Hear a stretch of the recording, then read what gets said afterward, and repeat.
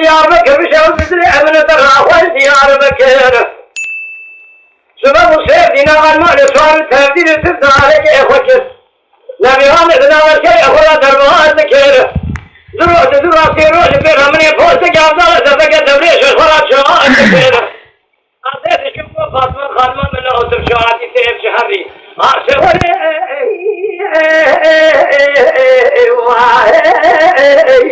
المرشية يا خي نقول فاشا وتفاشا يدعادري فاشا زميني دمع من بطن وقر وصير ديناكم بالله يوافي مبو حصان يا من أصلي متيذا هم كسكت هون أمر عمر أغضا تنمو جسي خلو بشام مخصاي أتبدا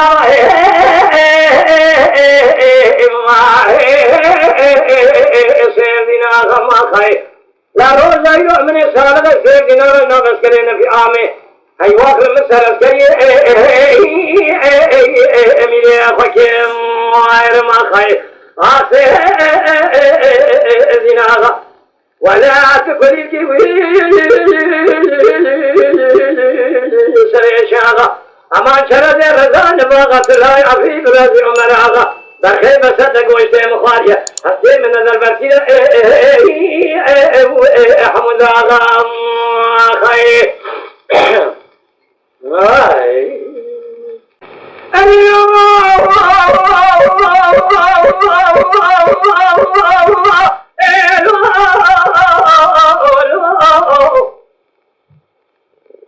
هاي نعمل وديار بكر بشو بزري من تراب دوارق يا بيدنا اجمال سؤال متهدين وتدارك يا خجر يا نبيهم إذن الشيء خلا دربها الشيء ذروة سيروز بيرها من يفوزك أفضل دفق الدبريش الخراب شواء الشيء أعطيت شوفوا فاطمة خادمة من أوتر شواتي سيف شهري أعشوني المرشية خي نقول فاشا وتفاشا يدعادري فاشا زميني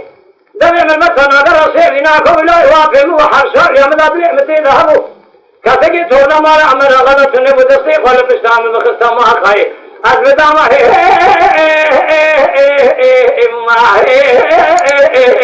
سيف ديناكم ما خي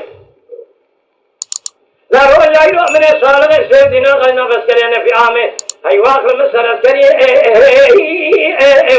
أميليا بكريا خي زناغا ولا تقولي سريشاغا أمان شرد غزان باغت لا يعفي برازي عمراغا برخو بسدق ويشتي مخواجي هالشي من البركية حمد الله خير